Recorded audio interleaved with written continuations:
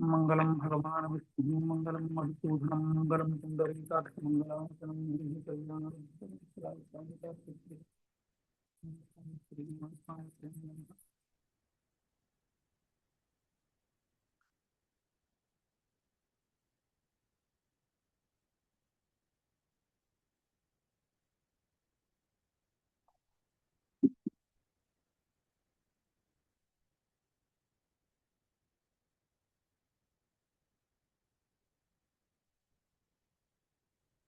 हरि ओम श्री गुरुभ्यो नमः परम गुरुभ्यो नमः श्रीमदानंद तीर्थ भगवत्पादाचार्य गुरुभ्यो नमः नारायणाय परिपूर्ण गुणार्णवाय विश्वोदय स्थितिलयोन्यतिप्रदाय ज्ञानप्रदाय विबुधा सुरसौख्य दुःख सत्कारणाय वितताय नमो नमस्ते योऽन्तः प्रविश्य मम वाचैमां प्रसुप्ता सञ्जीवयत्यखिल शक्तिधर स्वधाम्ना अन्यांस्त हस्तचरणश्रवणत्वगादीन् प्राणान् नमो भगवते पुरुषाय तुभ्यम् जयति हरिरचिन्तयः सर्वदेवैकवन्द्यः परमगुरुरभीष्टावाप्तिलः सज्जनानां निखिल गुणगणार्णो नित्यनिर्मुक्तदोषः सरसिजनयनोऽसौ श्रीपतिर्मानदोलः नारायणं निखिलपूर्णगुणैकदेहं निर्दोषमाप्यमखिलैः सुवाक्यैः अस्योद्भवादितमशेषविशेषतोऽपि वन्द्यं सदा प्रियतमं सन्नमामि नारायणं गुणैः सर्वैः उदीर्णं दोषवर्जितं ज्ञेयं गम्यं गुरुंश्चापि नत्वा सूत्रार्थ उच्यते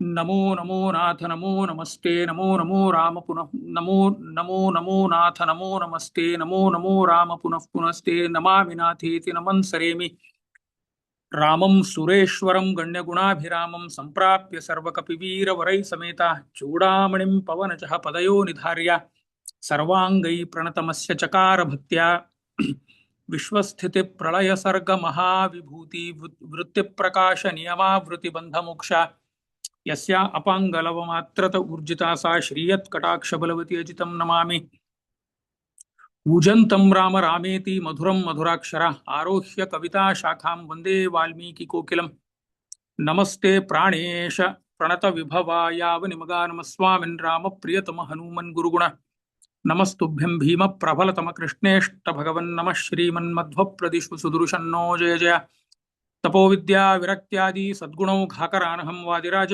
गुरून् वन्दे हयग्रीवदयाश्रयान् हयग्रीवपदाश्रयान् पूज्याय राघवेन्द्राय सत्यधर्मरताय च भजतां कल्पवृक्षाय नमतां कामधेनुवे दुर्वाधिध्वान्दरवये वैष्णवेन्दीवरेन्दवे श्रीराघवेन्द्र गुरवे नमो अत्यन्तदयाळवे अपादमौलिपर्यन्तं गुरूणामाकृतिं स्मरेत् तेन विघ्नाः प्रणश्यन्ति सिद्ध्यञ्चितमनोरथ हरिः ओम श्री गुरुभ्यो नमः हरिः ओम हरिः ओम हरिः ओम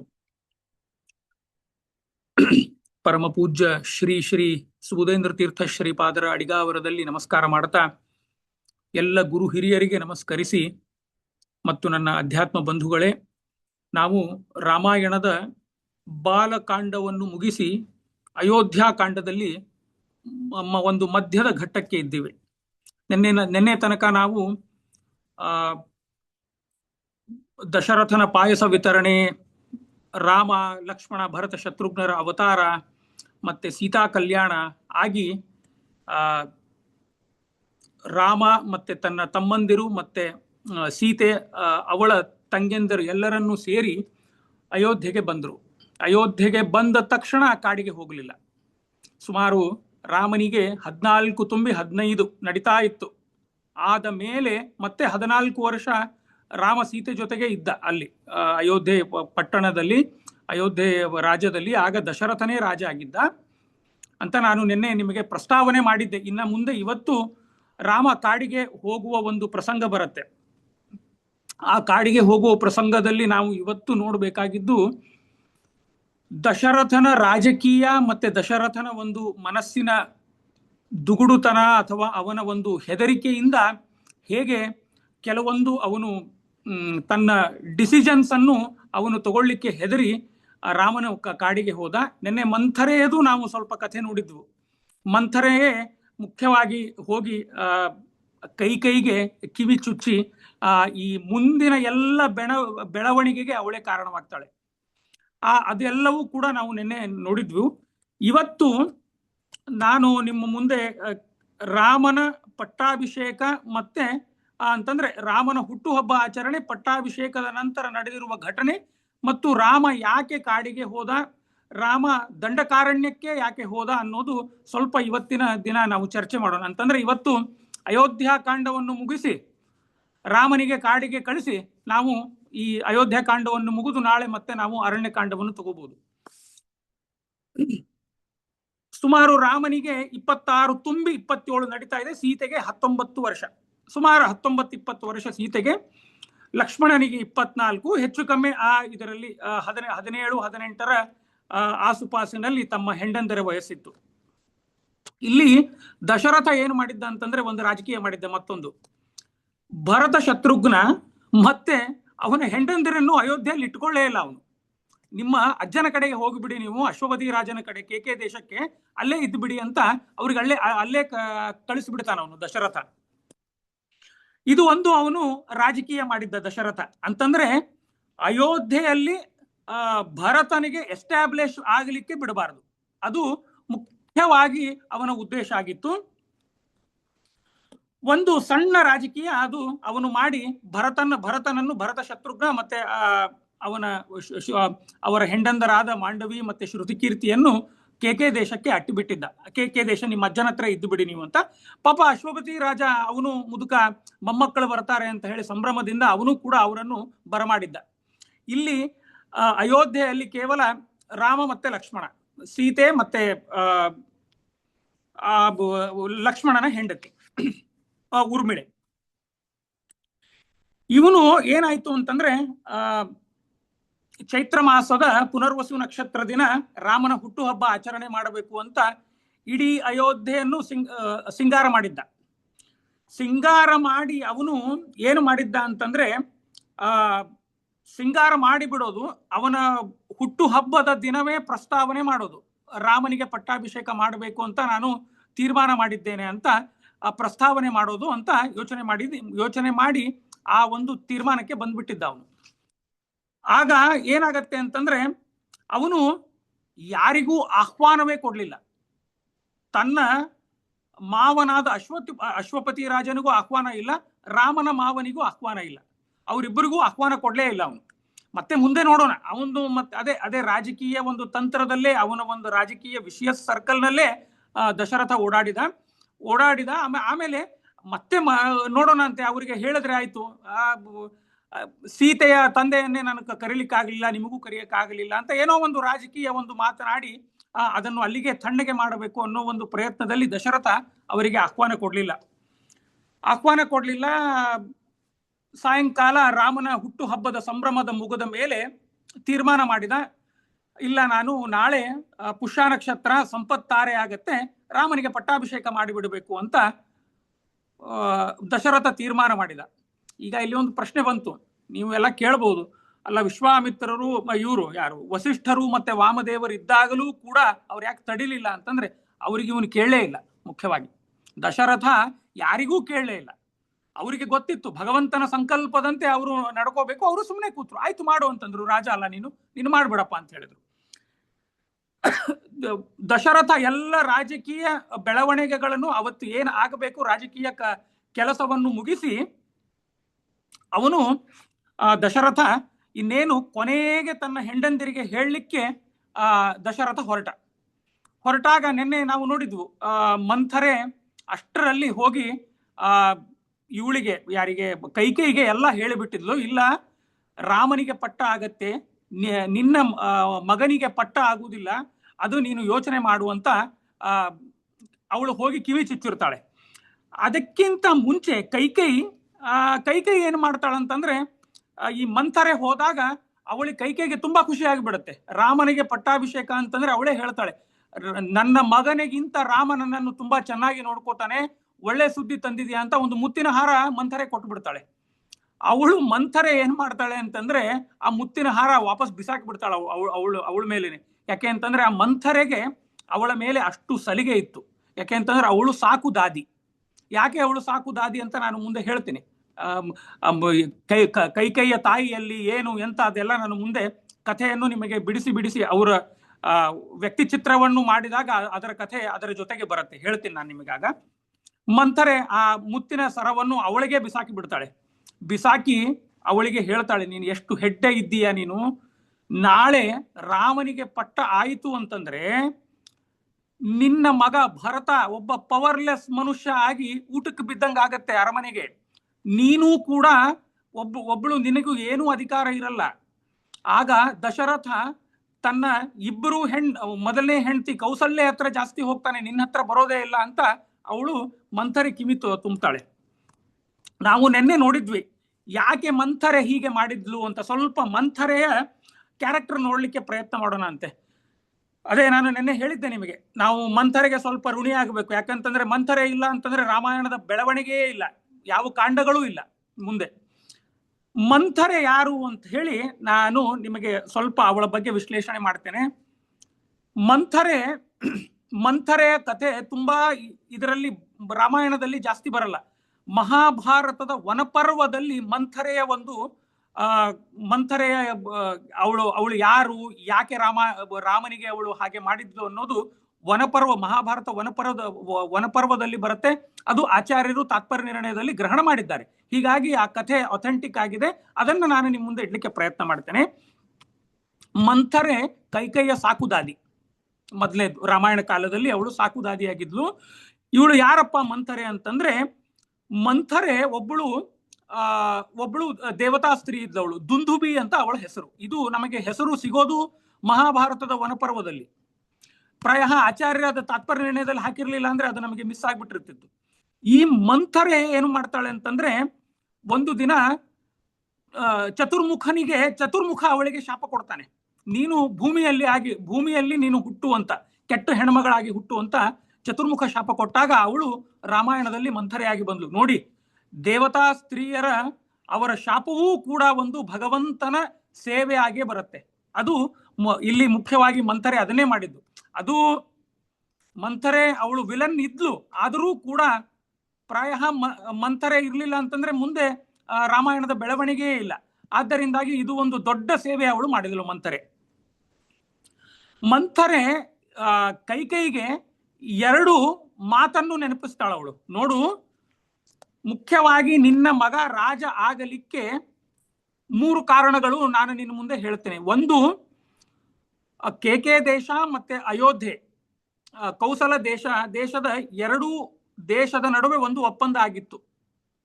ನಿನ್ನ ಹೊಟ್ಟೆಯಲ್ಲಿ ಹುಟ್ಟಿರುವ ಮಗನಿಗೆ ಪಟ್ಟ ಕೊಡ್ತೇನೆ ಅಂತ 2 ದೇಶದ ಒಪ್ಪಂದ ಆಗಿತ್ತು, ಒಂದನೇದ್ದು.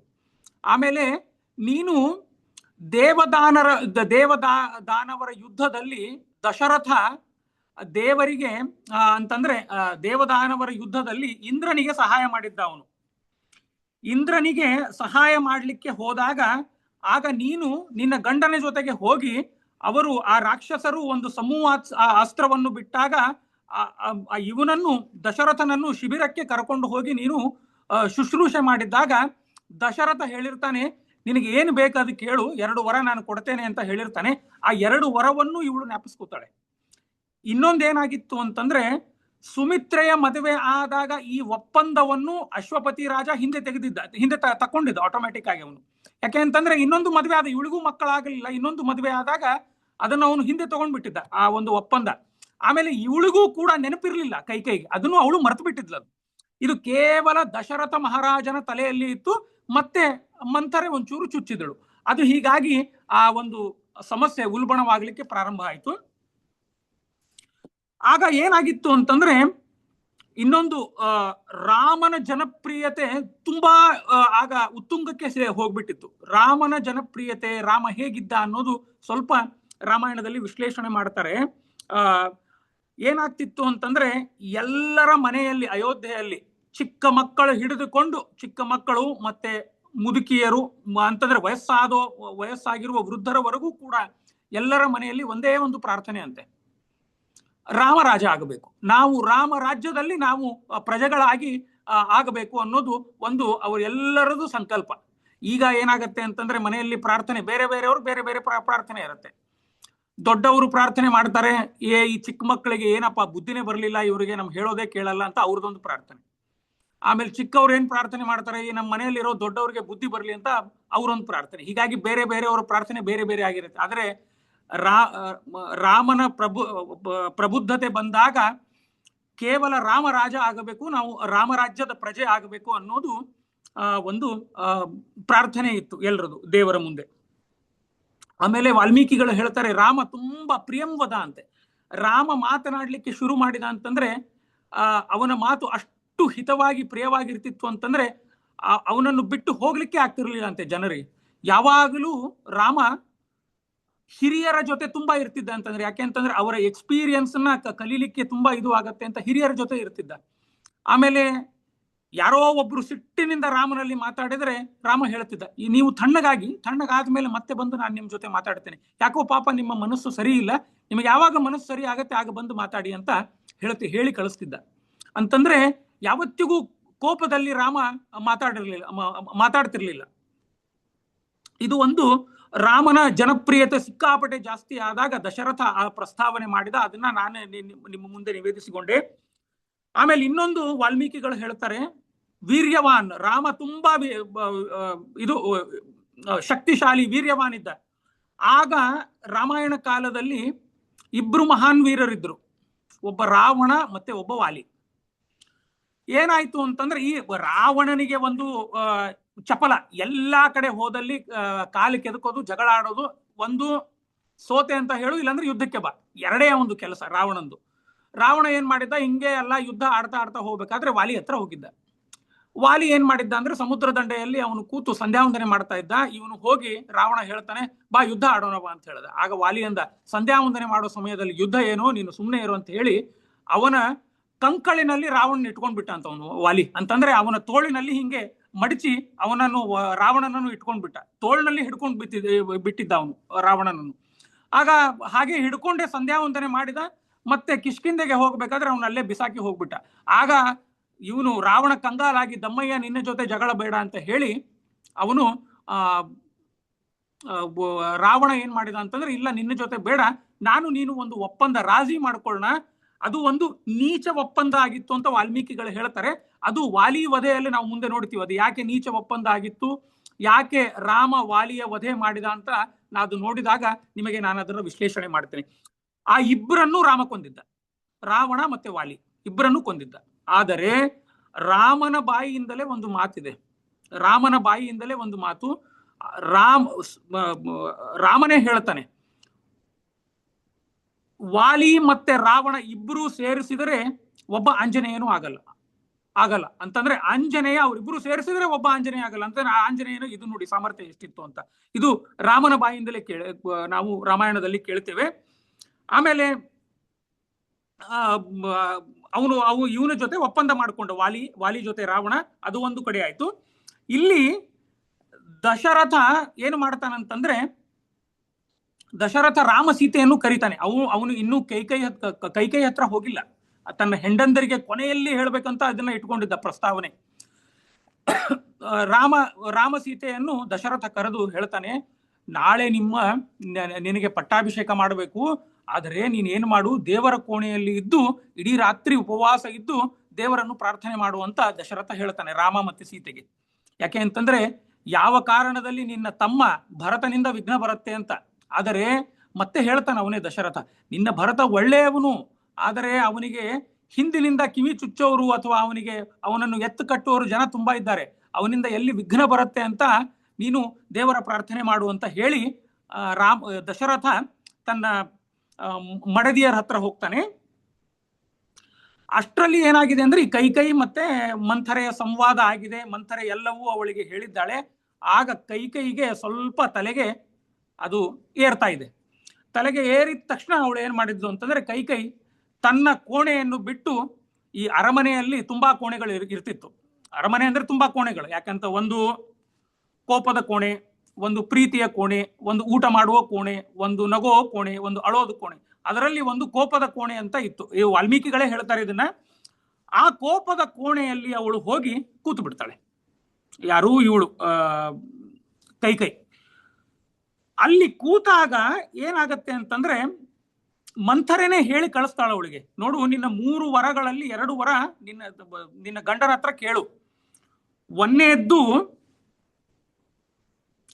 14 ವರ್ಷ ರಾಮ ವನವಾಸಕ್ಕೆ ಹೋಗಬೇಕು, ಮತ್ತೆ ನಿನ್ನ ಮಗ ಭರತ ಪಟ್ಟಕ್ಕೇರಬೇಕು ಅಂತ ಹೇಳಿ ನೀನು ಪಟ್ಟ ಹಿಡಿ ಕೂತ್ಕೋ.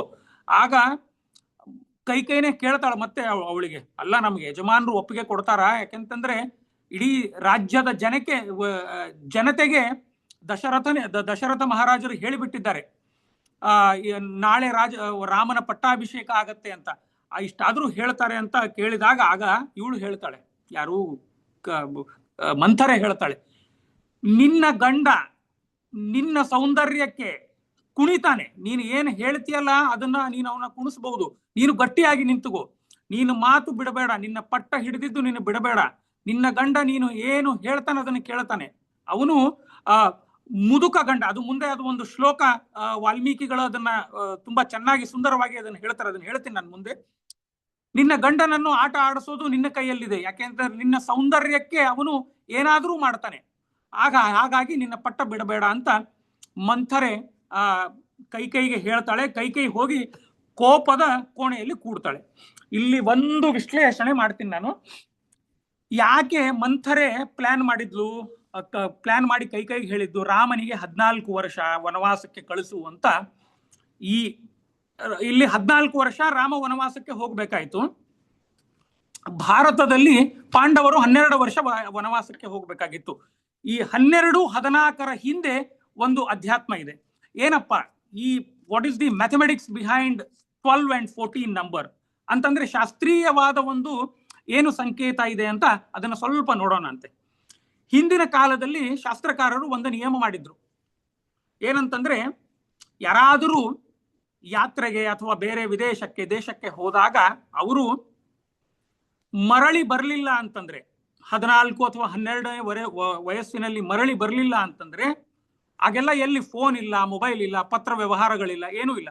ಯಾತ್ರೆಗೆ ಹೋದ್ರು ಅಂತಂದ್ರೆ ಸುಮಾರು ವರ್ಷಗಳ ಕಾಲ ಯಾತ್ರೆಗೆ ಹೋಗ್ತಿದ್ರು. ಯಾರೋ ಯಾತ್ರೆಗೆ ಹೋಗಿ ವಾಪಸ್ ಬಂದವರು ಹೇಳ್ತಾ ಇದ್ರು, ಇಲ್ಲ ನಿಮ್ಮ ಮನೆಯವರು ಅಥವಾ ನಿಮ್ಮ ತಂದೆ ತಾಯಿ ಅವರು ನಾವು ಯಾತ್ರೆಯಲ್ಲಿ ನೋಡಿದ್ವಿ ಅಂತ. ಇದು ಹೀಗೆ ಸುದ್ದಿ ಬರ್ತಾ ಇತ್ತು ಮನೆಯವರಿಗೆ. ಏನು ಸುದ್ದಿಯೇ ಬರಲಿಲ್ಲ ಅಂತಂದ್ರೆ ಶಾಸ್ತ್ರ ಏನು ಹೇಳುತ್ತೆ ಅಂತಂದ್ರೆ 12 ಅಥವಾ 14 ವರ್ಷ ಆದ ಮೇಲೆ ಅವರಿಗೆ ಅಂತ್ಯೇಷ್ಟಿ ಮಾಡಿ ಘಟಶ್ರಾದ್ದ ಮಾಡಿ ಅವರ ಅಂತ್ಯಕ್ರಿಯೆ ಮಾಡಬೇಕು ಅಂತ, ಅಂತ್ಯ ಸಂಸ್ಕಾರಗಳನ್ನು ಮಾಡಬೇಕು ಅಂತ ಶಾಸ್ತ್ರ ಹೇಳುತ್ತೆ. ಏನಪ್ಪ ಇದು 12, 14 ಇದು ಒಂದು ಆಯಾಮ ಆಯ್ತು. ಇನ್ನೊಂದು ಆಯಾಮ ಏನಂತಂದ್ರೆ 50 ವರ್ಷದ ಕೆಳಗಿನವರು ಯಾರಾದ್ರೂ ಹೋದವರು ಬರಲಿಲ್ಲ ಅಂತಂದ್ರೆ ಅವರಿಗೆ 14 ವರ್ಷ ಆದ್ಮೇಲೆ ಘಟಶ್ರಾದ್ದ ಮಾಡಿ ಅವರ ಅಂತ್ಯೇಷ್ಟಿ ಮಾಡಬೇಕು. 12 ವರ್ಷ ಅಂತಂದ್ರೆ 50 ವರ್ಷನ ಕೆಳಗಿನವರು 50 and below ಅವರಿಗೆ 12 ವರ್ಷ. 50 and below 14, 50 and above 12 ವರ್ಷ ಅಂತ ಒಂದು ಶಾಸ್ತ್ರೀಯ ಗಣನೆ ಮಾಡಿ ಶಾಸ್ತ್ರಕಾರರು ಹೇಳಿದರು. ಇಲ್ಲಿ ರಾಮನಿಗೆ ಸುಮಾರು 26-27 ವಯಸ್ಸು, ಆದ್ದರಿಂದಾಗಿ ಅವಳು 14 ವರ್ಷ ಅಂತ ಹೇಳಿದ್ಲು. ಅಂತಂದ್ರೆ 50ಗಿಂತ ಕೆಳಗಿದ್ದ ರಾಮ, ಅದಕ್ಕಾಗಿ 14 ವರ್ಷ ಅವನನ್ನು ಕಾಡಿಗೆ ಕಳಿಸ್ಬೇಕು ಅಂತಂದ್ಲು. ಪಾಂಡವರು ಜೂಜಾಡಿ ಸೋತಾಗ ಆಗ ಇವನಿಗೆ ಯಾರಿಗೆ ಧರ್ಮರಾಜನಿಗೆ 56 ತುಂಬಿ 57 ಶುರುವಾಗಿತ್ತು. ಅದಕ್ಕೆ ದುರ್ಯೋಧನ ಲೆಕ್ಕಾಚಾರ ಹಾಕಿ ಅವರು 12 ವರ್ಷ ವನವಾಸಕ್ಕೆ ಹೋಗ್ಲಿ, 1 ವರ್ಷ ಅದು ಅಜ್ಞಾತವಾಸ, ಅದು ಬೇರೆ ಬಿಡಿ, ಅದು ಬೇರೆ ಪಣ, ಅದಕ್ಕೂ ಇದಕ್ಕೇನು ಸಂಬಂಧ ಇಲ್ಲ. ಈ 12-14ಕ್ಕೆ ಈ ಒಂದು ಸಂಬಂಧ ಮಾಡಿ ಅದರಿಂದ ರಾಮ 14 ವರ್ಷ ವನವಾಸ ಆಯ್ತು, ಧರ್ಮರಾಜಾದಿಗಳಿಗೆ 12 ವರ್ಷ ವನವಾಸ ಆಯ್ತು. ಅಂತಂದ್ರೆ ಅವರ ವಯಸ್ಸಿನ ಪರಿಗಣನೆ ನೋಡಿಕೊಂಡು ಶಾಸ್ತ್ರ ಹಾಗೆ ಪರಿಗಣನೆ ಮಾಡ್ತಾ ಇತ್ತು. ಇವೆಲ್ಲವೂ ಕೂಡ ಮಂಥರೆ ಹೇಳ್ತಾಳೆ. ಮಂಥರೆ ಹೇಳಿದಾಗ ಕೈಕೈ ಏನು ಮಾಡ್ತಾಳೆ ಅಂತಂದ್ರೆ ಕೋಪದ ಕೋಣೆಗೆ ಹೋಗ್ತಾಳೆ. ಕೋಪದ ಕೋಣೆಗೆ ಹೋಗಿ ಅಲ್ಲಿ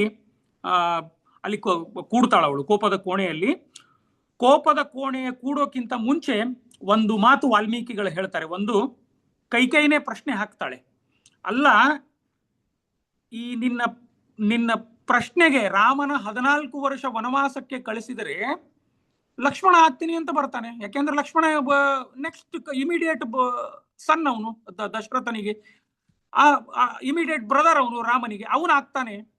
ಅದು ಹೆಂಗೆ ನಾನು ಇದನ್ನು ಕೇಳಲಿ ಅಂತ ಹೇಳಿದಾಗ ಮಂಥರೆ ಬಾಯಿಂದ ಒಂದು ಉದ್ಗಾರ ಬರೆಸ್ತಾರೆ ವಾಲ್ಮೀಕಿಗಳ. ತುಂಬಾ ತುಂಬಾ ಚೆನ್ನಾಗಿದೆ ಅದು. ಲಕ್ಷ್ಮಣೋ ಹಿ ಮಹೇಶ್ವಾಸೋ ರಾಮಂ ಸರ್ವತಾತ್ಮಜ ಶತ್ರುಘ್ನಾಪಿ ಭರತಂ ಕಾಕುತ್ಸಂ ಲಕ್ಷ್ಮಣೋ ಯತಃ ಅಂತ ಮಂಥರೆ ಹೇಳ್ತಾಳೆ. ನೋಡಿ, ಲಕ್ಷ್ಮಣ ಮಹಾವೀರ ಇದ್ದ. ಲಕ್ಷ್ಮಣ ಬಿಲ್ಲು ಹಿಡಿದು ನಿಂತರೆ ಅವನನ್ನು ಸೋಲಿಸಲಿಕ್ಕೆ ಯಾರಿಗೂ ಆಗ್ತಾ ಇರಲಿಲ್ಲ, ಅಂತಹ ಮಹಾವೀರ ಇದ್ದ. ಆದರೆ ರಾಮ ಹಾಕಿದ ಗೆರೆ ಅವನು ದಾಟ್ತಿರ್ಲಿಲ್ಲ. ಎಲ್ಲಿ ರಾಮನೋ ಅಲ್ಲಿ ಲಕ್ಷ್ಮಣ, ಎಲ್ಲಿ ಭರತನೋ ಅಲ್ಲಿ ಶತ್ರುಘ್ನ. ರಾಮ ಕಾಡಿಗೆ ಹೋದರೆ ಲಕ್ಷ್ಮಣನೂ ಕೂಡ ಅವನ ಹಿಂದೆ ಹೋಗ್ತಾನೆ. ಆಮೇಲೆ ಏನು ನೆಕ್ಸ್ಟ್ ಅಂತಂದ್ರೆ ಇಮಿಡಿಯೇಟ್ ಯಾರು ವೈಫ್, ನೀನು ಎರಡನೇ ಅವಳಲ್ವಾ, ಹಿಂಗಾಗಿ ನಿನ್ನ ಮಗನಿಗೆ ಪಟ್ಟ. ಈ ಒಂದು ಲಾಜಿಕ್ ಹಾಕಿ ಅವಳು ಇವಳನ್ನು ಹುರಿದುಂಬಿಸ್ತಾಳೆ, ಕೈಕೈಯನ್ನು, ಮಂಥರೆ. ಅದೇ ಲಕ್ಷ್ಮಣೋಹಿ ಮಹೇಶ್ವಾಸೋ ರಾಮಂ ಸರ್ವತಾತ್ಮಜ. ರಾಮ ಎಲ್ಲಿರ್ತಾನೆ ಅಲ್ಲಿ ಲಕ್ಷ್ಮಣ. ಅವರಿಬ್ಬರು ಬಿಟ್ಟಿರ್ತಿರ್ಲಿಲ್ಲ. ಹೇಗೆ ಭರತ ಶತ್ರುಘ್ನರು ಬಿಟ್ಟಿರ್ತಿರ್ಲಿಲ್ಲ, ಹಾಗೆ ಅಂತ ಇದೊಂದು ಲಾಜಿಕ್ ಹಾಕಿ ಅವಳಿಗೆ ಹುರಿದುಂಬಿಸ್ತಾಳೆ. ಆಗ ಏನಾಯ್ತು ಅಂತಂದ್ರೆ,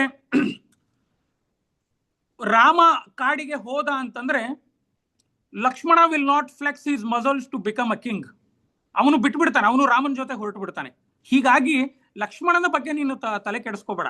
ರಾಮ ಹೋದ ಅಂದ್ರೆ ಅವನ ಹಿಂದೆನೆ ಲಕ್ಷ್ಮಣನು ಹೋಗ್ತಾನೆ, ನೀನು ಇಷ್ಟು ಮಾಡು ಅಂತ ಮಂಥರೆ ಹೇಳಿ ಅಲ್ಲಿಂದ ಹೊರಟು ಬಿಡ್ತಾಳೆ.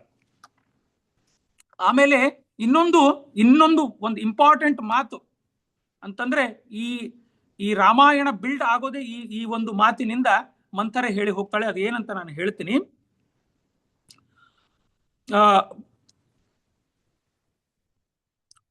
ಇಲ್ಲಿ ಏನಿದೆ ಅಂತಂದ್ರೆ, ಇಲ್ಲ ಅದೇ ಲಾಜಿಕ್ ಅಲ್ಲೇ ಅವಳು ಹೇಳಿ ಭರತನ ಆಮೇಲೆ ಏನಾಗತ್ತೆ ಅಂತಂದ್ರೆ, ಲಕ್ಷ್ಮಣನ ಜೊತೆ ರಾಮನ ಜೊತೆ ಲಕ್ಷ್ಮಣ ಹೋಗಿಬಿಡ್ತಾನೆ.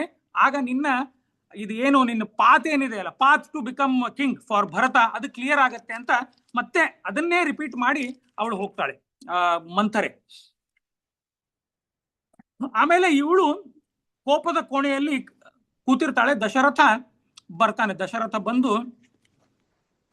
ಬಂದು ಅವಳ ಕೋಣೆಗೆ ಹೋಗ್ತಾನೆ. ಅಲ್ಲಿ ಮಹಾರಾಣಿ ಇಲ್ಲ, ಕೈಕೈ ಇಲ್ಲ.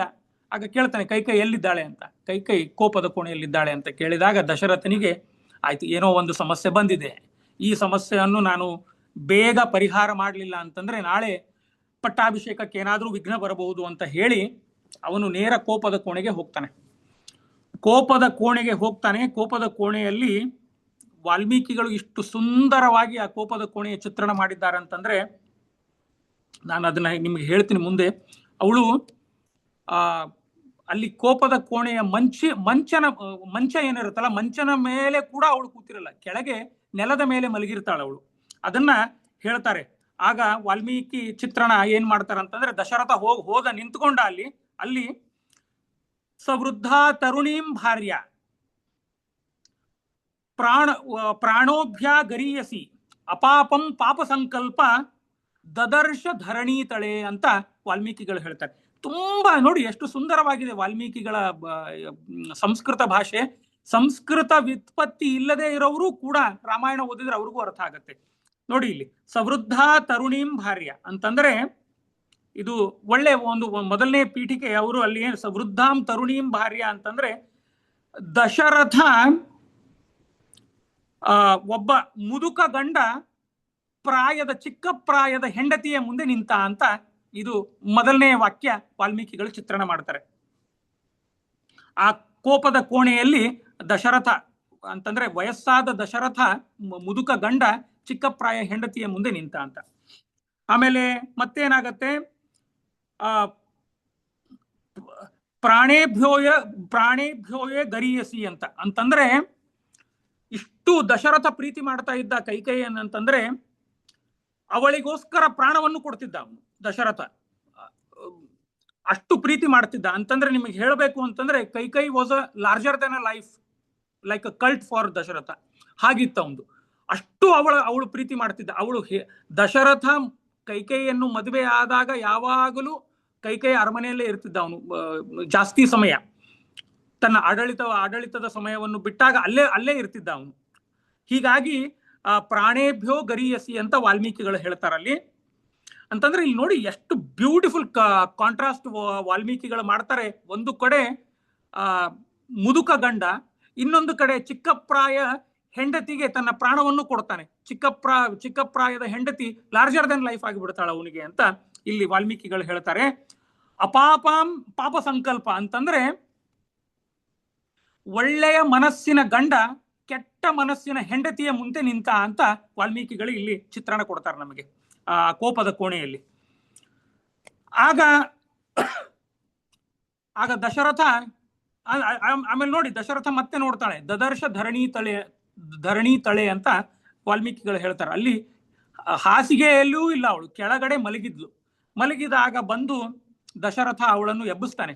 ಎಬ್ಬಿಸಿ ಏನಾಯ್ತು, ಯಾಕೆ ಕೋಪಿಸಿಕೊಂಡೆ ಅಂತ ಕೇಳ್ತಾನೆ. ಆಗ ಇವಳು ಶುರು ಮಾಡ್ತಾಳೆ, ಕೈ ಒಳ್ಳೆ ನಾಟಕ ಆಡ್ತಾ ಇದ್ದೀರಾ ನೀವು, ನಾಳೆ ಇಡೀ ಅಯೋಧ್ಯೆ ರಾಜ್ಯವನ್ನು ಸಂಭ್ರಮಾಚರಣೆ ಮಾಡ್ತಾ ಇದ್ದೀರಾ, ಎಲ್ಲಾ ಕಡೆ ಅಲಂಕಾರ ಮಾಡಿದ್ದೀರಾ, ಆಗ ನೀವು ರಾಮನ ಪಟ್ಟಾಭಿಷೇಕ ಪ್ರಸ್ತಾವ ಮಾಡಿ ಎಲ್ಲ ಇಡೀ ಜಗತ್ತಿಗೆ ಹೇಳಿದ್ದೀರಾ, ನನಗೆ ಹೇಳಲಿಲ್ಲ ನೀವು ಅಂತ ಕೋಪಿಸಿಕೊಂಡ್ಳು. ಆಗ ದಶರಥ ಹೇಳ್ತಾನೆ, ಇಲ್ಲ ಎಲ್ಲ ಗಡಿಬಿಡಿಯಲ್ಲೇ ಆಯ್ತು, ನಾನು ಇನ್ನೇನು ಬಂದು ನಿಮ್ಮ ಹತ್ರ ಸುದ್ದಿ ಮುಟ್ಟಿಸವನೇ ಇದ್ದೆ, ಅಷ್ಟರಲ್ಲಿ ಗಡಿಬಿಡಿ ಆಯ್ತು ಅಂತ ದಶರಥ ಹೇಳ್ತಾನೆ. ಆಗ ಇಲ್ಲ ಇದು ಈ ನಾಟಕ ನನ್ನ ಮುಂದೆ ಮಾಡ್ಲಿಕ್ಕೆ ಹೋಗಬೇಡಿ ಅಂತ ಕೈ ಶುರು ಮಾಡ್ತಾಳೆ. ಆಗ ಕೈಯ ಮಂಡತನ ಏನಾದ್ರೂ ಶುರು ಆಯ್ತು ಅಂತಂದ್ರೆ ಅವಳು ಮಹಾಚಂಡಿ. ಅವಳು ಒಳ್ಳೆ ಹೆಣ್ಮಗಳು ಇಲ್ಲ ಅಂತಿಲ್ಲ, ಅವಳು ಯಾಕೆ ಮಹಾಚಂಡಿ ಅಂತ ನಾನು ಮುಂದಿನ ಕಥೆ ವಿಸ್ತಾರ ಮಾಡಿದಾಗ ಹೇಳ್ತೀನಿ. ಮಹಾಚಂಡಿ ಅವಳಿಗೆ ಒಮ್ಮೆ ತಲೆಗೆ ಬಂತು ಅಂತಂದ್ರೆ ಭೂಮಿ ಆಕಾಶ ಒಂದೇ ಮಾಡಿಬಿಡ್ತಿದ್ಲಂತ, ಅಷ್ಟು ಮಹಾಚಂಡಿ ಇದ್ಲು ಅವಳು. ಮಂಡತನ ಮಾಡ್ತಿದ್ಲು, ಹಠ ಮಾಡ್ತಿದ್ಲು. ಆಗ ದಶರಥನಿಗೆ ಗೊತ್ತಾಯ್ತು, ಇಲ್ಲ ಇದು ಏನೋ ಪಟ್ಟಾಭಿಷೇಕಕ್ಕೆ ವಿಘ್ನ ಬರುವ ಎಲ್ಲ ಕಾರಣಗಳು ನನ್ನ ಮುಂದೆ ಕಾಣಿಸ್ತಾ ಇದೆ. ಹೀಗಾಗಿ ಇದನ್ನು ಹೇಗಾದ್ರೂ ಮಾಡಿ ನಾನು ಇದನ್ನ ಉಲ್ಬಣ ಮಾಡ್ಲಿಕ್ಕೆ ಬಿಡಬಾರದು, ಇದನ್ನು ನಾನು ಇದೇನು ವಿಘ್ನ ಇದೆಯಲ್ಲ ಇದನ್ನು ಶಮನ ಮಾಡ್ಲಿಕ್ಕೆ ಪ್ರಯತ್ನ ಮಾಡಬೇಕು ಅಂತ ಅವನು ದಶರಥ ಮನಸ್ಸಿನಲ್ಲಿ ಅನ್ಕೊಂಡ. ಆಗ ದಶರಥ ಏನ್ ಮಾಡ್ತಾನಂತಂದ್ರೆ ಆ ಚಿಕ್ಕಪ್ರಾಯ ಹೆಂಡತಿಯನ್ನು ಪ್ಲೀಸ್ ಮಾಡ್ಲಿಕ್ಕೆ ಅಥವಾ ಅವಳಿಗೆ ಪ್ಲೀಸ್ ಮಾಡ್ಲಿಕ್ಕೆ ಸುಮಾರು ಮಾತುಗಳನ್ನು ಆಡ್ತಾನೆ. ಕೊನೆಗೆ ಹೇಳ್ತಾನೆ ಅವನು, ನಾನು ನಿನ್ನ ಕಾಲಿಗೆ ಬೀಳ್ತೇನೆ, ಒಬ್ಬ ಗಂಡ ಆದವನು ಹೆಂಡತಿಯ ಕಾಲಿಗೆ ಬೀಳ್ತೇನೆ, ನನ್ನ ತಲೆಯನ್ನು ನಿನ್ನ ಪಾದಕ್ಕೆ ನಾನು ಘಟ್ಟಿಸ್ತೇನೆ, ನೀನು ಯಾಕೆ ಕೋಪಿಸಿಕೊಂಡೆಯಾ ಹೇಳು ಅಂತ ಹೇಳ್ತಾರೆ. ಮುಂದೆ ಅದನ್ನೇ ಅದೇ ದಶರಥನ ಬಾಯಲ್ಲಿ ಅದೇ ಮುಂದೆ ಕೈ ಬಾಯಲ್ಲಿ ವಾಲ್ಮೀಕಿಗಳು ಹೇಳ್ತಾರೆ. ಅವಧ್ಯ ವಧ್ಯತಾಂ ಕೋವಾ ವಧ್ಯ ವಿಮುಚ್ಯತಾಂ ದರಿದ್ರ ಕೋ ಭವೇ ದಾಢ್ಯ ದ್ರವ್ಯನ್ ವ್ಯಾಸ್ಯರಂಚನೆ ಅಂತ ಹೇಳಿ ರಾಮಾಯಣದಲ್ಲಿ ಅದು ವಾಲ್ಮೀಕಿಗಳು ದಶರಥನ ಬಾಯಿಂದ ಹೇಳ್ತಾರೆ. ಏನಂತಂದ್ರೆ ಗಂಡ ಆಗ ನೋಡಿ, ಒಬ್ಬ ದಶರಥ ರಾಜನಾಗಿ ಮಾತಾಡ್ಲಿಲ್ಲ, ಒಬ್ಬ ಚಿಕ್ಕಪ್ರಾಯ ಹೆಂಡತಿಯ ಪ್ಲೀಸ್ ಮಾಡ್ಲಿಕ್ಕೆ ದಶರಥ ಒಬ್ಬ ಗಂಡನಾಗಿ ಮಾತಾಡಿದ, ಸಾಮಾನ್ಯ ಗಂಡನಾಗಿ ಮಾತಾಡಿದ, ರಾಜನಾಗಿ ಮಾತಾಡ್ಲಿಲ್ಲ. ಅಲ್ಲಿ ಏನಿದೆ ಅಂತಂದ್ರೆ ಅವಧ್ಯ ವಧ್ಯತಾಂ ಕೋವಾ ವಧ್ಯ ವಿಮುಚ್ಯತಾಂ ಅಂತಂದ್ರೆ ನಾನು ಯಾರಿಗಾದರೂ ನಿನಗೆ ಕೋಪ ಇದ್ದರೆ ಅವರನ್ನು ಹೇಳು, ನಾನು ಅವರ ಮೇಲೆ ಏನಾದರೂ ಒಂದು ಸುಳ್ಳು ಅಪವಾದ ಹೊರಿಸಿ ಅವರಿಗೆ ಮರಣದಂಡನ ವಿಧಿಸ್ತೇನೆ ಅಥವಾ ಜೈಲಿಗೆ ಹಾಕ್ತೇನೆ, ಅಥವಾ ಜೈಲಿನಲ್ಲಿ ಇರೋರು ಯಾರಾದರೂ ಇದ್ರೆ ಅವ್ರನ್ನ ಹೇಳು, ಅವ್ರನ್ನ ಆಚೆ ತರಿಸ್ತೇನೆ. ಒಬ್ಬ ರಾಜನಾಗಿ ಮಾತಾಡ್ಲಿಲ್ಲ ದಶರಥ. ಆಮೇಲೆ ಯಾರೇ ದರಿದ್ರ ಇರ್ಲಿ ನನ್ನ ರಾಜ್ಯದಲ್ಲಿ, ಆ ದರಿದ್ರನಿಗೆ ಎಷ್ಟು ಬೇಕೋ ಅಷ್ಟು ಹಣ ನೀನು ಕೊಡು ಅಂತ ಹೇಳು, ನಾನು ಕೊಡ್ತೇನೆ, ಕೊಡ್ಲಿ, ಎಲ್ಲರೂ ಶ್ರೀಮಂತರಾಗಬೇಕು, ಅದರಲ್ಲಿ ಏನು ಇದು ಇಲ್ಲ. ಆದರೆ ನೆಕ್ಸ್ಟ್ ಏನು ಹೇಳ್ತಾನಲ್ಲ ಅದು ಸ್ವಲ್ಪ ಕ್ವಶನೇಬಲ್ ಇದೆ. ಆಗ ದಶರಥ ಹೇಳ್ತಾನೆ, ನೀನು ಯಾರಿಗಾದ್ರೂ ಪಾಪರ್ ಮಾಡಂತ ಹೇಳು, ಅವರ ಹಣ ಎಲ್ಲ ಕಾನ್ಫಿಸ್ಕೇಟ್ ಮಾಡಂತ ಹೇಳು, ನಾನು ಅವರನ್ನು ಮಾಡಿ ದರಿದ್ರನಾಗಿ ಮಾಡ್ತೇನೆ ಅಂತ ದಶರಥ ಹೇಳ್ತಾನೆ. ಆಗ ಅವಳು ಕೈ ಹೇಳ್ತಾಳೆ, ಅವೆಲ್ಲ ನನಗೆ ಯಾವುದು ಮಾತು ಹೇಳಬೇಡಿ, ನಾನು ನಿಮಗೆ 2 ವರ ಕೇಳಿದ್ದೆ ನಿಮಗೆ ದೇವದಾನವರ ಯುದ್ಧದಲ್ಲಿ, ಆ 2 ವರವನ್ನು ಈಗ ನನಗೆ ಬೇಕು, ಅದನ್ನು ನೀವು ನೆರವೇರಿಸ್ತೀರಾ ಇಲ್ಲ ಹೇಳಿ ಅಂತ ಹೇಳ್ತಾರೆ. ಆಗ ಒಂದು ಮಾತು ಹೇಳ್ತಾನೆ ನೋಡಿ ದಶರಥ, ರಾಮನ ಪಾದದಾಣೆಗೂ ನಾನು ಅದನ್ನ ಮಾಡ್ತೇನೆ ಅಂತ ಹೇಳ್ಬಿಡ್ತಾನೆ. ಅಲ್ಲೇ ಸಿಕ್ಕಾಕೊಂಡ ದಶರಥ. ಆಗ ಕೈ ಎದ್ದು ಕೂತು ಕೇಳ್ತಾಳೆ, ಅಲ್ಲ ನಿಜವಾಗಿಯೂ ರಾಮನ ಪಾದದಾಣೆಗೆ ಮಾಡ್ತೀರಾ ಅಂತ ಕೇಳ್ತಾಳೆ. ಇಲ್ಲ ಮಾಡ್ತೀನಿ, ನೀನು ಏನು ಹೇಳ್ತೀಯ ಅದನ್ನ ಮಾಡ್ತೀನಿ, ರಾಮನ ಪಾದದಾಣೆಗೂ ಮಾಡ್ತೀನಿ ಅಂತ ರೀಟ್ರೇಟ್ ಮಾಡ್ತಾನೆ. ಆಗ ಕೈ ಹೇಳ್ತಾಳೆ, ಅಭಿಷೇಕೋ ಸಮಾರಂಭೋ ರಾಘವಸ್ಯೋ ರಾಘವಸ್ಯ. ಆಮೇಲೆ ಭರತನಿಗೆ ಪಟ್ಟಾಭಿಷೇಕ ಮಾಡಬೇಕು ನೀವು. ರಾಮನ ಇದು ಏನು ಸಿಂಗಾರ ಮಾಡಿದ್ದಿರಲ್ಲ ಅಯೋಧ್ಯೆ, ಅಭಿಷೇಕಸ್ಯ ಸಮಾರಂಭೋ ಅಂತ ಏನಿದೆ ಅಲ್ಲ, ಅದನ್ನು ಸಂಪೂರ್ಣವಾಗಿ ಆ ಅಭಿಷೇಕದ ಸಮಾರಂಭದಲ್ಲಿ ರಾಮನ ಪಟ್ಟಾಭಿಷೇಕ ಆಗಬಾರದು, ಭರತನಿಗೆ ಆಗಬೇಕು ಅಂತ ಹೇಳ್ತಾಳೆ. ಒಂದನೇದ್ದು. ಎರಡನೇದ್ದು, ಇದು ಒಂದನೇ ವರ ನಂದು. ಎರಡನೇ ವರ ಏನು ಅಂತ ಕೇಳ್ತಾನೆ. ಎರಡನೇ ವರ, ಒಂದನೇದ್ದು ಪ್ರಾಯ ಒಪ್ಪಿದ್ರೆ ಒಪ್ಪಿಬಿಡ್ತಿದ್ದ ದಶರಥ, ಹೋಗ್ಕೊಳ್ಳಿ ಭರತನಿಗೆ ಪಟ್ಟಾಭಿಷೇಕ ಆಗಲಿ ಆಯ್ತು ಅಂತ ಒಪ್ಪಿಬಿಡ್ತಿದ್ದ. ಆದರೆ ಎರಡನೇ ವರ ಏನಿತ್ತಲ್ಲ, ಅದು ಮಾತ್ರ ದಶರಥನಿಗೆ ಸಿಡಿಲು ಬಡದಂಗಾಯ್ತು.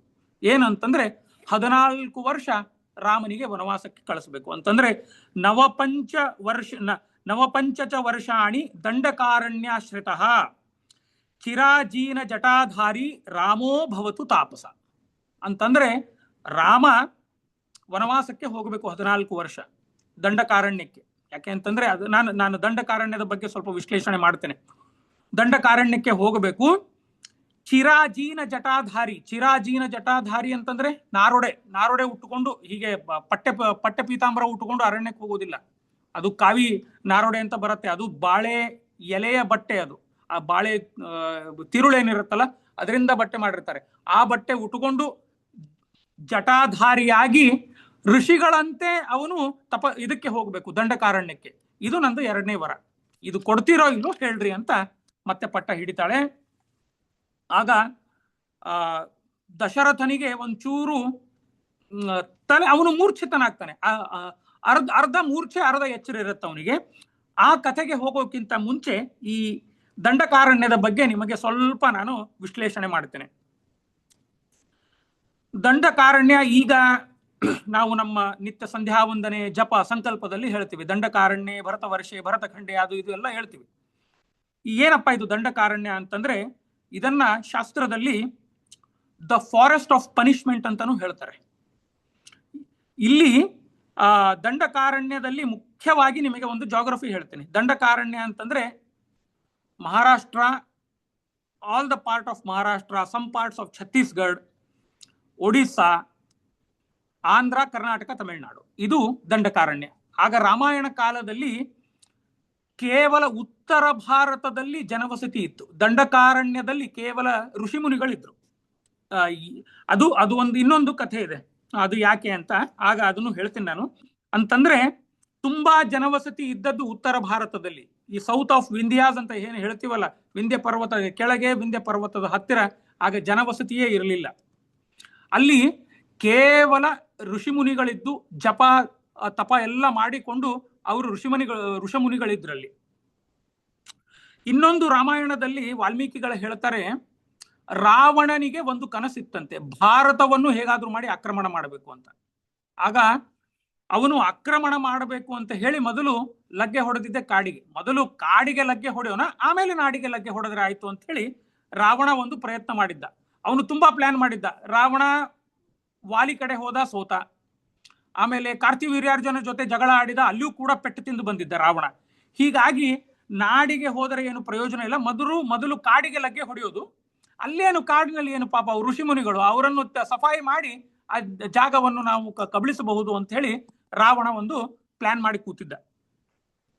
ರಾವಣ ಏನ್ ಮಾಡ್ತಾನೆ ಅಂತಂದ್ರೆ, ಸಂಪೂರ್ಣ ಭಾರತವನ್ನು ಕಾಂಕರ್ ಮಾಡಬೇಕು, ಸಂಪೂರ್ಣ ಭಾರತವನ್ನು ತನ್ನ ಅಧೀನದಲ್ಲಿ ಇಟ್ಕೋಬೇಕನ್ನೋದು ಒಂದು ಅವನಿಗೆ ವಿಚಾರ ಇತ್ತು. ಇನ್ನೊಂದೇನು ಅಂತಂದ್ರೆ, ದಂಡಕಾರಣ್ಯ ಯಾಕೆ ಅರಣ್ಯವಾಗಿ ಉಳಿದಿತ್ತು ಅಂತಂದ್ರೆ, ಆಗ ಒಂದು ಕಥೆ ಇದೆ. ಈ ಇಕ್ಷ್ವಾಕು ವಂಶದಲ್ಲಿ ಒಬ್ಬ ದಂಡಕ ಅಂತ ರಾಜ ಇದ್ದ. ಈ ರಾಮನ ವಂಶದಲ್ಲೇ ಒಬ್ಬ ರಾಜ ಇದ್ದ, ದಂಡಕ ಅಂತ. ಅವನು ಏನ್ ಮಾಡ್ತಾನಂತಂದ್ರೆ, ಪ್ರಾಯ ಶುಕ್ರಾಚಾರ್ಯರು ಅಥವಾ ಭಾರ್ಗವ ಋಷಿಗಳ ಮಗಳನ್ನು ಬಲಾತ್ಕಾರ ಮಾಡ್ತಾನೆ ಆ ದಂಡಕ ಅನ್ನೋ ರಾಜ. ಆಗ ಋಷಿಗಳು ಅವನಿಗೆ ಶಾಪ ಕೊಡ್ತಾರೆ, ನಿನ್ನ ಎಲ್ಲ ಸಾಮ್ರಾಜ್ಯವನ್ನು ಇದು ಕಾಡಾಗಿ ಹೋಗಲಿ ಅಂತ, ನೀನು ಕೂಡ ನಶಿಸಿ ಹೋಗುವಂತ ಅವರು ಶಾಪ ಕೊಟ್ಟಿರ್ತಾರೆ. ಅದಕ್ಕಾಗಿ ಇದು ದಂಡಕಾರಣ್ಯ ಆಗಿ ಉಳಿದು ಬಿಡ್ತು. ಆ ದಂಡಕಾರಣ್ಯವನ್ನೇ ಮತ್ತೆ ಭಗವಂತ ಪಾವನ ಮಾಡ್ಲಿಕ್ಕೆ ಅವನು ದಂಡಕಾರಣ್ಯ ಬರಬೇಕಾಯ್ತು. ಅವನಿಗೆ ಈ ದಂಡಕಾರಣ್ಯದಲ್ಲಿ ಎಲ್ಲ ಋಷಿಗಳು ಕಾಯ್ತಾ ಇದ್ದಾರೆ ಭಗವಂತ ಬರ್ತಾನೆ ಅಂತ. ಅಲ್ಲಿ ಪಟ್ಟಾಭಿಷೇಕ ನಡೆದ್ರೆ ಅವನು ಯಾಕೆ ಮಾಡ್ಕೋಬೇಕು? ಅವನು ಯಾಕೆಂತಂದ್ರೆ ಆ ಭಕ್ತರು ಎಲ್ಲಿ ಕರೀತಾರೆ ಅಲ್ಲಿ ದೇವರು ಹೋಗ್ತಾನೆ. ಭಕ್ತರ ಹೃದಯವೇ ಅವನಿಗೆ ಆಸನ. ಈ ಎಲ್ಲವೂ ಆಸನ ಏನೂ ಇಲ್ಲ. ಹಾಗಾಗಿ ಅದು ಒಂದು ಘಟನೆ ನಡೀತು. ಇಲ್ಲಿ ಕಾಯ್ತಾ ಕೂತಿದ್ರು ಎಲ್ಲ ಋಷಿ ಮುನಿಗಳು ದಂಡಕಾರಣ್ಯದಲ್ಲಿ ಅವರ ಉದ್ಧಾರಕ್ಕೋಸ್ಕರ, ಭಗವಂತನ ದರ್ಶನಕ್ಕೋಸ್ಕರ. ಅಲ್ಲಿ ಪಟ್ಟಾಭಿಷೇಕ ನಡಿಬೇಕಂತಂದ್ರೆ ಹೇಗಾಗತ್ತೆ? ಏನಾಗಿತ್ತು ಅಂತಂದ್ರೆ ರಾವಣನ ಕಥೆಯನ್ನೇ ಅಲ್ಲಿ ವಿಶ್ಲೇಷಣೆ ಮಾಡ್ತಾರೆ ವಾಲ್ಮೀಕಿಗಳು. ರಾವಣ ಏನು ಮಾಡಿದ್ದ, ರಾವಣ ತಂಗಿ ಶೂರ್ಪನಖೆ, ಆ ತಂಗಿ ಗಂಡ ಇದ್ದ ಒಬ್ಬ ವಿದ್ಯುತ್ ಜಿಹ್ವಾ ಅಂತ. ಒಂದು ದಿನ ರಾವಣ ಎಲ್ಲೇ ಯುದ್ಧಕ್ಕೆ ಹೋದಾಗ ವಿದ್ಯುತ್ ಜಿಹ್ವಾ ಹೋಗ್ತಿದೆ. ಯಾಕಂತಂದ್ರೆ ಅವನ ಆರ್ಮಿ ಜನರಲ್ ಆಗಿದ್ದ ಅವನು. ವಿದ್ಯುತ್ ಜಿಹ್ವಾ ರಾವಣನ ಆರ್ಮಿ ಜನರಲ್ ಆಗಿದ್ದ. ವಿದ್ಯುತ್ ಜಿಹ್ವಾ ಮತ್ತೆ ರಾವಣ ಇಬ್ರು ಒಂದು ಕಡೆ ಯುದ್ಧ ಆಡ್ಲಿಕ್ಕೆ ಹೋದಾಗ, ಈ ರಾವಣನಿಗೆ ಯುದ್ಧ ಆಯ್ತು ಅಂತಂದ್ರೆ ಅವನಿಗೆ ತನ್ನ ಅಕ್ಕ ಪಕ್ಕ ಸಂಬಂಧಿಗಳು ಏನೂ ನೋಡ್ತಾ ಇರಲಿಲ್ಲ. ಆ ಯುದ್ಧದಲ್ಲಿ ಅವನು ವಿದ್ಯುತ್ ಜಿಹ್ವಾ ಅವನು ತನ್ನ ಶತ್ರು ರಾಜದ ಒಬ್ಬ ಸೈನಿಕ ಅಂತ ಹೇಳಿ ಅವನನ್ನು ಸಾಯಿಸ್ಬಿಟ್ಟಿದ್ದ ಯುದ್ಧದಲ್ಲಿ. ರಾವಣನೇ ತನ್ನ ತಂಗಿ ಗಂಡನನ್ನೇ ಸಂಹಾರ ಮಾಡಿಬಿಟ್ಟ ಯುದ್ಧದಲ್ಲಿ. ಆಗ ಶೂರ್ಪಣಕ್ಕೆ ಬಂದು ಬೊಬ್ಬೆ ಹಾಕ್ತಾಳೆ, ಅಲ್ಲ ಅಣ್ಣ, ನನ್ನ ಗಂಡನನ್ನೇ ನೀನು ಕೊಂದೆ ಅಂತ. ಆಯ್ತು, ಏನೋ ಯುದ್ಧದಲ್ಲಿ ಆಯ್ತು, ಕೊಂದೆ. ಅವನು ರಾವಣ ಸ್ವಲ್ಪ ತುಂಬಾ ಸೋಷಿಯಲ್ ಮನುಷ್ಯ ಅವನು. ಇಲ್ಲ ಆಯ್ತು, ಅದೇನ ಪರವಾಗಿಲ್ಲ, ನೀನ್ ಮತ್ತೆ ಯಾರಾದ್ರೂ ಸಿಕ್ಕರೆ ಮಾಡ್ಕೋ, ನೀ ಯಾರು ಸಿಗ್ತಾರ ಅವ್ರು ಮಾಡ್ಕೋ, ನಾನೇ ನಿಂತು ಮದುವೆ ಮಾಡ್ತೀನಿ ಅಂತ ಅವಳನ್ನು ಹೇಳ್ತಾನೆ. ನೀ ಯಾರು ಸಿಕ್ಕರೆ ಮಾಡ್ಕೋ, ಆದ್ರೆ ನೀನ್ ನನಗೊಂದು ಸಹಾಯ ಮಾಡು. ನಾವು ಭಾರತ ದೇಶವನ್ನು ಆಕ್ರಮಣ ಮಾಡಬೇಕು, ಅದಕ್ಕೆ ಮೊದಲು ಕಾಡಿಗೆ ಲಗ್ಗೆ ಹಾಕಬೇಕು, ದಂಡಕಾರಣ್ಯಕ್ಕೆ ನೀನು ಹೋಗು ಅಂತ ರಾವಣ ಹೇಳ್ತಾನೆ. ಅವನೇನ್ ಮಾಡ್ತಾನಂತಂದ್ರೆ, ರಾವಣ ಕಸಿನ್ ಬ್ರದರ್ಸ್ ಇರ್ತಾರೆ ಇಬ್ರು. ಕಸಿನ್ ಬ್ರದರ್ಸ್ ಅಂತಂದ್ರೆ ಮಲತಾಯಿ ಮಕ್ಕಳು ಅಥವಾ ಚಿಕ್ಕಮ್ಮನ ಮಕ್ಕಳು ಅನ್ನೋದು ಸ್ವಲ್ಪ ಇಲ್ಲಿ ಸ್ಪಷ್ಟವಾಗಿಲ್ಲ, ಅದು ಬೇರೆ ಪುರಾಣಗಳಲ್ಲಿದೆ. ನಾನು ಮತ್ತೆ ಅದನ್ನ ನೋಡಿದಾಗ ನಿಮಗೆ ನಾನು ಹೇಳ್ತೇನೆ. ಖರ, ದೂಷಣ, ತ್ರಿಶಿರಸ್ ಅಂತ 3 ಜನ ಇರ್ತಾರೆ. ಅದರಲ್ಲಿ ಖರ ಮತ್ತೆ ದೂಷಣ ರಾವಣನ ಕಸಿನ್ ಬ್ರದರ್ಸ್. ಅವರು 3 ಜೊತೆ ಸೇರಿ, ಅವರು 3 ಜೊತೆ ಮತ್ತೆ ಶೂರ್ಪಣಖೆ ಅದರ ಜೊತೆ ಒಂದು ದೊಡ್ಡ ಆದಂತಹ ಒಂದು ಟೀಮ್ ಮಾಡ್ತಾನೆ ಅವನು. 14 ಸಹಸ್ರಾಣಿ 14 ರಾಕ್ಷಸ ಅಂತ ಹೇಳಿ 14 ಜನ ಸೇನಾಪತಿಗಳು. ಈ ಖರ, ದೂಷಣ, ತ್ರಿಶಿರಸ್ಸು, ಶೂರ್ಪಣಖೆ ಜೊತೆ 14 ಜನ ಸೇನಾಪತಿಗಳು. ಆ 14 ಜನ ಸೇನಾಪತಿಗಳಿಗೆ ಒಂದೊಂದು ಸೇನಾಪತಿ ಕೆಳಗೆ 1000 ಜನ, ಇಷ್ಟು ಒಟ್ಟು ಮಾಡಿ ನೀವು ದಂಡಕಾರಣ್ಯಕ್ಕೆ ಹೋಗಿ ಅಂತ ರಾವಣ ಕಳಿಸ್ಬಿಡ್ತಾನೆ. ಆಗ ಇಲ್ಲಿ ಕೈಕೈ ಪಟ್ಟ ಹಿಡಿದು ಕೂತ್ಲು. ರಾಮನನ್ನು ಹೇಗಾದ್ರೂ ಮಾಡಿ ಅಂತಂದ್ರೆ ಭರತನ ಪಟ್ಟಾಭಿಷೇಕ ಆಗಬೇಕು, ರಾಮ ದಂಡಕಾರಣ್ಯಕ್ಕೆ ಹೋಗಬೇಕು ಅಂತ ಕೈಕೈ ಹೇಳಿದ್ಲು. ಆಗ ದಶರಥ, ನೀನು ಎಂತಹ ಇಷ್ಟು ಒಂದು ಅನ್ಪಾರ್ಲಿಮೆಂಟರಿ ವರ್ಡ್ ತನ್ನ ಹೆಂಡತಿಗೆ ಮಾತಾಡ್ತಾನಂತಂದ್ರೆ, ದಶರಥ ನೀನು ನಡತೆಗೆಟ್ಟವಳು ಹೆಂಡತಿ. ಹೆಣ್ಣುವೇ ಒಂದು ಮೃದುವಾದ ವಸ್ತು. ಅಂತಹ ಮೃದುವಾದ ವಸ್ತುವಲ್ಲಿ ನೀನು ವಜ್ರಕ್ಕಿಂತ ಕಠಿಣನಾದೆ, ನಿನ್ನ ಮನಸ್ಸು, ನಿನಗೆ ನಾಚಿಕೆ ಬರಲ್ವಾ ಅಂತ ಇವೆಲ್ಲವೂ ಅವನು ದಶರಥ ಹೇಳ್ತಾನೆ. ಕೊನೆಗೆ ಮತ್ತೆ ಹೇಳ್ತಾನೆ, ದಮ್ಮಯ್ಯ, ನಾನು ನಿನ್ನ ಕಾಲಿಗೆ ಬಿದ್ದು ನಿನ್ನ ಕಾಲು ಹಿಡಿತೇನೆ, ಇದನ್ನು ಮಾಡಬೇಡ ಅಂತಂದಾಗ ನನಗೆ ಅವೆಲ್ಲ ಏನೂ ಗೊತ್ತಿಲ್ಲ. ನನಗೆ ರಾಮ ಅರಣ್ಯಕ್ಕೆ ಹೋಗಬೇಕು, ದಶರಥ ಇವನು ಭರತ ಪಟ್ಟಾಭಿಷೇಕ ಆಗಬೇಕು ಅಂತ ಪಟ್ಟ ಹಿಡಿದು ಕೂತ್ಲು. ಆಗ ದಶರಥ ಹೇಳ್ತಾನೆ, ಈ ಸಂಭ್ರಮದ ವಸ್ತುಗಳು ಏನೇನು ಅಯೋಧ್ಯೆಗೆ ಬಂದಿದ್ದೆ ಅಲ್ಲ, ಅದನ್ನ ಎಲ್ಲವೂ ಕೂಡ ನನ್ನ ಅಂತ್ಯ ಸಂಸ್ಕಾರಕ್ಕೆ ಉಪಯೋಗಿಸಿ, ನಾನು ಸಾಯ್ತೇನೆ, ಸತ್ರೆ ನನ್ನ ಅಂತ್ಯ ಸಂಸ್ಕಾರ ಮಾಡ್ಲಿಕ್ಕೆ ನೀನು ನಿನ್ನ ಮಗ ಇಬ್ರು ಬರಬಾರದು ಅಂತ ಹೇಳ್ತಾನೆ. ಆದ್ರೆ ಆಗ ಅವಳ ಉತ್ತರ ಮಾತ್ರ ಭಾರಿ ಉತ್ತರ ಇತ್ತು ಕೈಕೈದು. ಅಲ್ಲ, ನನ್ನ ಹಣೆಯಲ್ಲಿ ನಾನು ವಿಧವೆ ಆಗಬೇಕಂತ ಬರೆದಿದ್ರೆ ಹಾಗೆ ಆಗ್ತೀನಿ, ಸಾಯಂಗಿದ್ರೆ ಸಾಯಿ, ನೀವು ಯಾರಾದ್ರೂ ನೋಡಿ ಗಂಡ ಸಾಯ್ತಾನೆ ಅಂತಂದ್ರೆ ಪಾಪ ಹೆಂಡತಿ, ಅಯ್ಯೋ ಬೇಡ ದಮ್ಮಯ್ಯ, ನೀವು ಹೇಳ್ದಂಗೆ ಮಾಡ್ತೀನಿ ಅಂತ ಹೇಳ್ತಾಳೆ. ಆದ್ರೆ ಇಲ್ಲಿ ಕೈಕೈ ಹಂಗೆ ಮಾಡ್ಲಿಲ್ಲ. ನನ್ನ ಹಣೆ ಬರದಲ್ಲಿ ಸಾಯೋದಿತ್ತಂದ್ರೆ ಸಾಯ್ರಿ ನೀವು, ನನ್ನ ಹಣೆ ಬರದಲ್ಲಿ ವಿಧವೆ ಆಗೋದಿದ್ರೆ ವಿಧವೆ ಆಗ್ತೀನಿ, ನೀವು ಸಾಯ್ಲಿಲ್ಲ ಅಂದ್ರೆ ನಾನು ವಿಷ ತಗೊಂಡು ಸಾಯ್ತೇನೆ ಅಂತ ಅವಳು ಪಟ್ಟ ಹಿಡಿದು ಕೂತಾಗ ಇಲ್ಲಿ ವಾಲ್ಮೀಕಿಗಳು ಒಂದು ಚಿತ್ರಣ ಮಾಡ್ತಾರೆ, ಯಾಕೆ ಇವಳು ಇಷ್ಟು ಮಂಡತನ ಮಾಡ್ತಾ ಇದ್ಲು ಅಂತ ಹೇಳಿ ಬಹಳ ಅದ್ಭುತವಾದ ಚಿತ್ರಣ ಮಾಡ್ತಾರೆ ವಾಲ್ಮೀಕಿಗಳು. ಒಂದು ಮನುಷ್ಯನ ಸೈಕಾಲಜಿಯನ್ನು ನಮ್ಮ ಮುಂದೆ ಮನಃಶಾಸ್ತ್ರವನ್ನು ಬಿಚ್ಚಿಡ್ಲಿಕ್ಕೆ ವಾಲ್ಮೀಕಿಗಳು ಹೇಳ್ತಾರಲ್ಲಿ.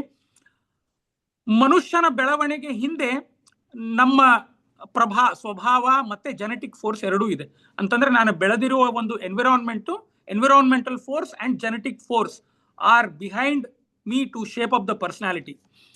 ಆಗ ಏನಾಗತ್ತೆ ಅಂತಂದ್ರೆ, ಕೈಕೈಯ ತಂದೆ ಅಶ್ವಪತಿ ರಾಜ.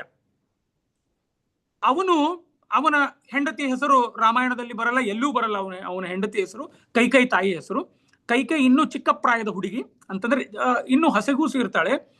ಒಂದು ದಿನ ಏನಾಗತ್ತೆ ಅಂತಂದ್ರೆ, ಅಶ್ವಪತಿ ರಾಜ ಎಲ್ಲೋ ಅರಣ್ಯದಲ್ಲಿ ಹೋಗಬೇಕಾದ್ರೆ ಅಶ್ವಪತಿ ರಾಜನಿಗೆ ಒಬ್ಬ ಬೈರಾಗಿ ಸಾಧು, ಒಬ್ಬ ಋಷಿ ಸಿಗ್ತಾನೆ.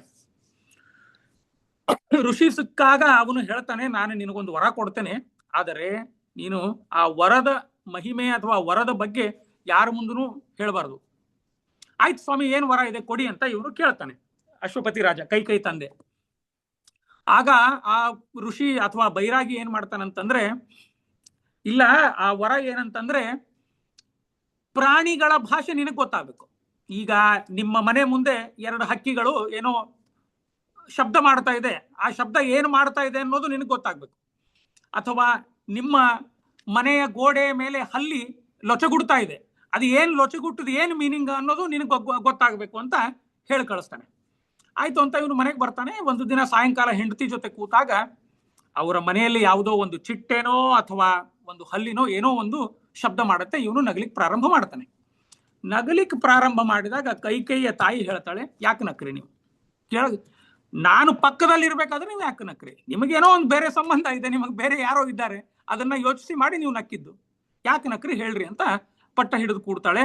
ಆಗ ಅಶ್ವಪತಿ ರಾಜ ಹೇಳ್ತಾನೆ, ಇಲ್ಲ ಇಲ್ಲ, ಅದೇನೂ ಇಲ್ಲ, ನೀನ್ ತಲೆ ಕೆಡಿಸ್ಕೋಬೇಡ, ನಾನು ಸುಮ್ಮನೆ ಯಾವುದೋ ವಿಷಯಕ್ಕೆ ನಕ್ಕಿ, ಅವೆಲ್ಲ ನನಗೆ ಗೊತ್ತಿಲ್ಲ, ಅದನ್ನೇ ಹೇಳದೆ ನಾನು ಮುಂದಿನ ಯಾವ ಕೆಲಸವನ್ನು ಮಾಡಲ್ಲ, ಇಲ್ಲ ಅಂತಂದ್ರೆ ಜಗಳವೇ ಅಂತ ಅಶ್ವಪತಿ ರಾಜನ ಹೆಂಡತಿ ಕೈಕೈ ತಾಯಿ ಹೇಳ್ತಾಳೆ.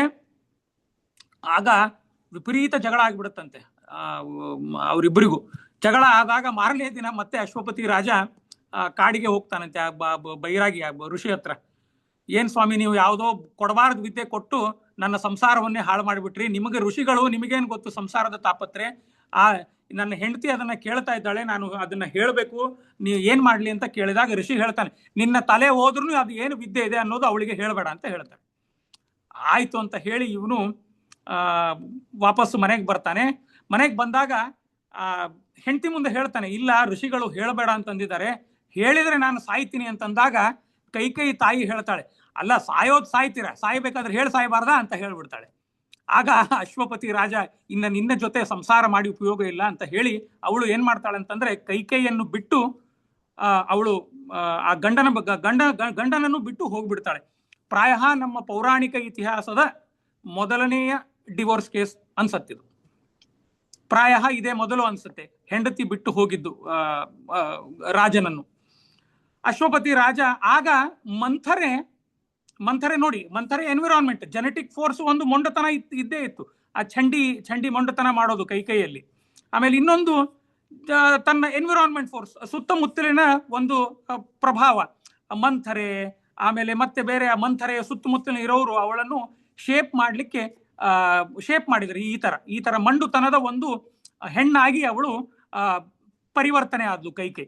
ಅದು ವಾಲ್ಮೀಕಿಗಳು ಹೇಳ್ತಾರೆ, ದಂಡಕಾರಣ್ಯಕ್ಕೆ ಭಗವಂತ ರಾಮಚಂದ್ರ ಯಾಕೆ ಅಲ್ಲಿ ಹೋದ ಅನ್ನೋದು ನಾನು ನಿಮಗೆ ಅದು ಕಥೆ ಹೇಳಿದೆ. ಋಷಿ ಮುನಿಗಳು ಭಗವಂತನ ದರ್ಶನಕ್ಕಾಗಿ ಕಾಯ್ತಾ ಇದ್ರು, ಅವರ ಉದ್ಧಾರಕ್ಕಾಗಿ ಕಾಯ್ತಾ ಇದ್ರು. ಆಮೇಲೆ ಅಲ್ಲಿ ರಾಕ್ಷಸ ಸಂಹಾರ ಆಗಬೇಕಾಗಿತ್ತು.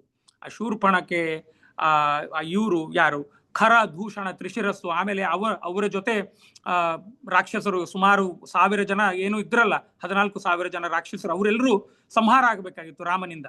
ಅವರೆಲ್ಲರನ್ನೂ ರಾಮ ಒಬ್ಬನೇ ಸಂಹಾರ ಮಾಡಿರ್ತಾನೆ, ಅದು ಮುಂದೆ ನಾವು ನೋಡೋದಿದೆ. ಆಮೇಲೆ ಇನ್ನೊಂದು ನಾನು ಮುಖ್ಯ ಉದ್ದೇಶ ಅಂತಂದ್ರೆ ರಾವಣ ವಧ.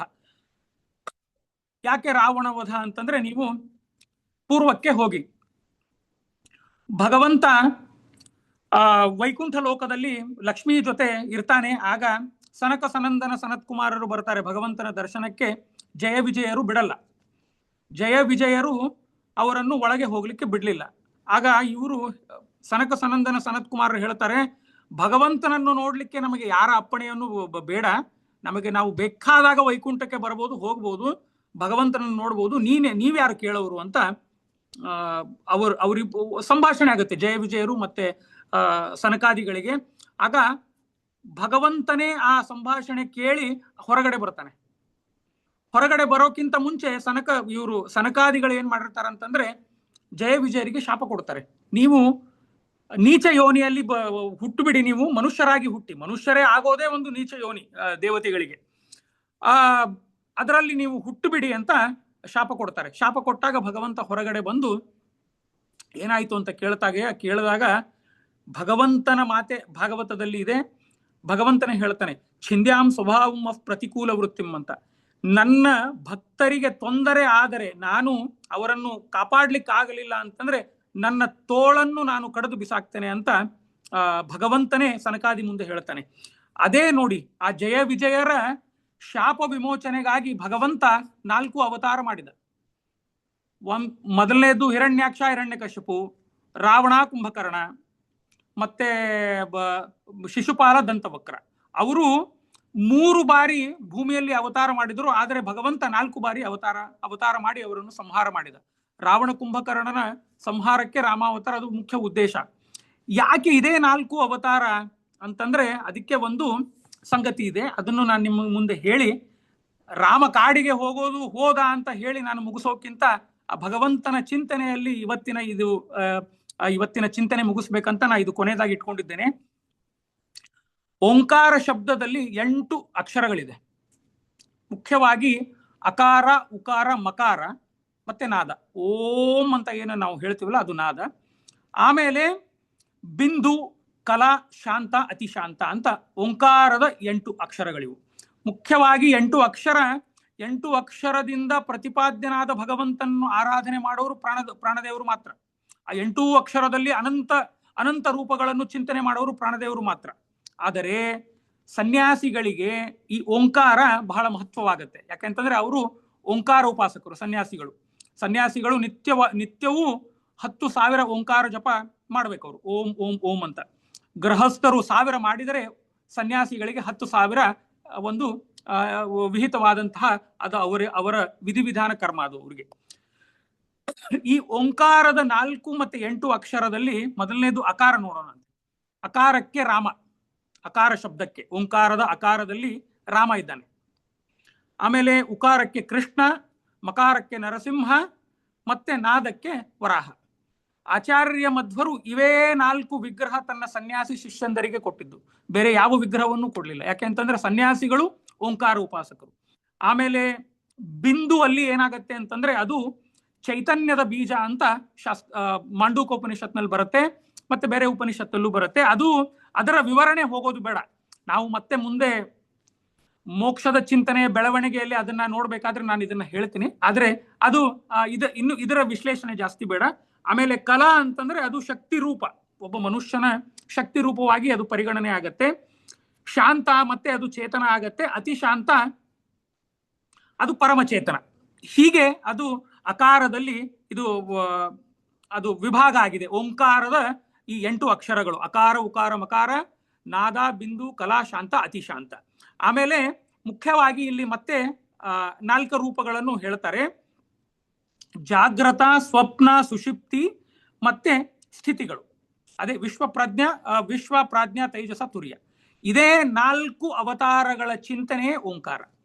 ಅಂತಹ ಆ ಓಂಕಾರ ಪ್ರತಿಪಾದ್ಯನಾದ ರಾಮ, ಅವನ ಮುಖ್ಯ ಉದ್ದೇಶ ಆಗಿದ್ದು ರಾವಣ ಮತ್ತೆ ಕುಂಭಕರ್ಣನ ವಧೆ ಅಂತ. ಅಲ್ಲಿಗೆ ನಾನು ಇವತ್ತು ರಾಮ ಕಾಡಿಗೆ ಹೋಗ್ಲಿಕ್ಕೆ ರೆಡಿಯಾಗಿ ನಿಂತ, ಇನ್ನು ಕಾಡಿಗೆ ಹೋಗಿಲ್ಲ. ನಾಳೆ ಅದರ ಬೆಳವಣಿಗೆ ಏನಾಗತ್ತೆ, ಆಮೇಲೆ ಕಾಡಿಗೆ ಹೋದ, ಆಮೇಲೆ ದಶರಥ ಮತ್ತೆ ಇನ್ನೇನು ಉದ್ಗಾರ ಮಾಡ್ತಾನೆ, ಆಮೇಲೆ ಭರತನಿಗೆ ಕೆಲವೊಂದು ಕೆಟ್ಟು ಕನಸುಗಳು ಬಿತ್ತು ಅವನಿಗೆ, ಅದನ್ನು ಕೂಡ ನಾವು ನಾಳೆ ದಿನ ಸೇರಿದಾಗ ನೋಡೋಣ ಅಂತ ಹೇಳ್ತಾ ಇವತ್ತು ಈ ರಾಮಾಯಣದ ಚಿಂತನೆ ಮುಗಿಸ್ತಾ ಇದ್ದೇನೆ. ನಿಮಗೆಲ್ಲ ಅಭಿನಂದನೆಗಳು ಮತ್ತು ಅಭಿವಂದನೆಗಳು. ನಮಸ್ಕಾರ.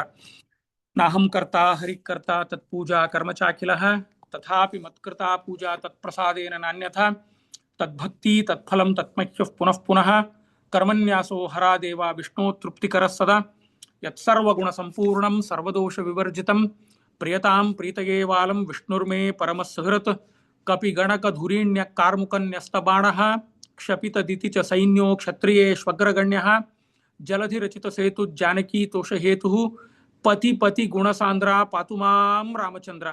ನಮೋ ನಮೋ ನಾಥ ನಮೋ ನಮಸ್ತೆ, ನಮೋ ನಮೋ ರಾಮ ನಮೋ ನಮಸ್ತೆ, ಪುನಃ ಪುನಸ್ತೆ ಚರಣಾರವಿಂದಂ ನಮಾಮಿ ನಾಥೇತಿ ನಮನ್ಸರೇಮಿ.